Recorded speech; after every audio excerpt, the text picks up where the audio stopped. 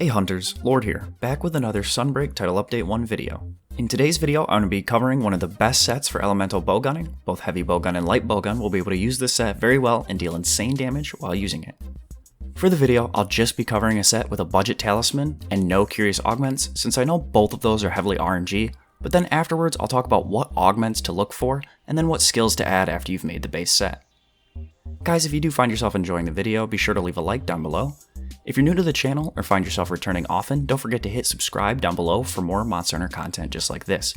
Over 91% of you guys watching in the past month aren't subscribed. It's totally free to you guys and helps me grow, and you can always change your mind later if you decide that the content isn't for you. Alright, with that said, let's firstly jump into your bowguns of choice for each element. Starting with fire, we'll be using the orange Bishatin heavy bowgun and the Rathalos light bowgun. Then for ice, you could use either the Lunagarin or Kushala heavy bowguns, and then of course the Kushala light bowgun. For water, we have the Crab heavy bowgun and the Almudron light bowgun. Finally, for thunder, you'll use the Narwa heavy bowgun with the Keizu light bowgun. You may notice that none of the light bowguns are rapid fire piercing element. That's because rapid fire actually does less motion value per tick per second than regular piercing element. For an explanation on that, you should check out Fumeto's channel. He dives more in depth into the math on why rapid fire element ammo is actually a trap. Now let's get into the set. You'll first notice that I left the slot in the weapon empty. This is due to slots changing on a per weapon basis, and also allows you to add whatever skills you want into your available slots. I do always recommend the Elemain Rampage deco, as long as what you're hunting has a 25 or higher elemental hit zone value.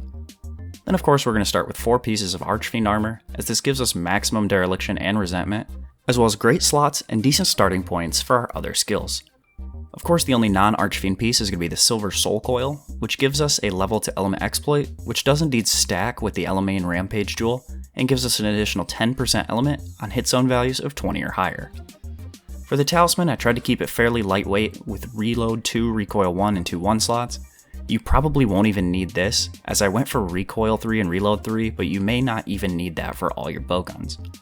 With that said, be sure to keep an eye on your ammo table as you add Absorber and Quick Load, as each bowgun will need varying levels to get low recoil and fastest reload on your piercing element ammos. For this example set though, the decorations that you will need are 4 attack jewels, 2 absorber jewels, 2 capacity jewels, 1 quick load, 1 tenderizer, then 1 hard element deco, 1 element plus deco, and I personally opted for a hard sniper jewel to nullify deviation when eating for temper, but you can certainly feel free to swap this out for another skill if that's what you would like.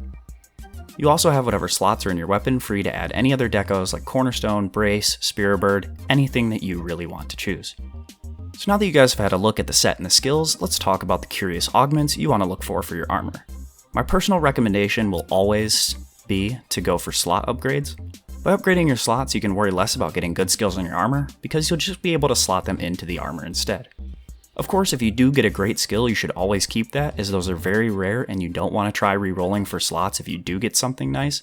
But I don't recommend busting your balls going for Wex, Crit Boost, or Attack Boost on every single piece of armor. If you get some nice slots, just roll with it. This will give your build a ton more flexibility and will allow you to use the same piece of armor for multiple different sets across multiple different weapons. With that being said, here's a list of skills that you should prioritize adding after getting everything that you saw earlier. Firstly, you want to start with Attack Boost, levels 4 to 7, then Spare Shot 3, 4A, which you could run with Poison or Para ammo, as well as Pets with Poison or Para to get some really ridiculous uptime. You could also go for more Chain Crit, some Agitator, and then maybe Critical Element if you really still have a ton of room left. So that's going to be it for this one, guys. If you did make it this far into the video, I want you to leave a comment down below and tell me which new monster in Title Update 1 you've been enjoying fighting the most. Personally, I've really been loving the new Gold Raytheon fight. She's so fun and her moveset is just amazing. Don't forget to hit the like button, subscribe if you're new here for more Monster Hunter content just like this, and don't forget to hit the bell so you never miss an upload. With all that being said, guys, thank you so much for watching. I hope you all have a good day, and happy hunting.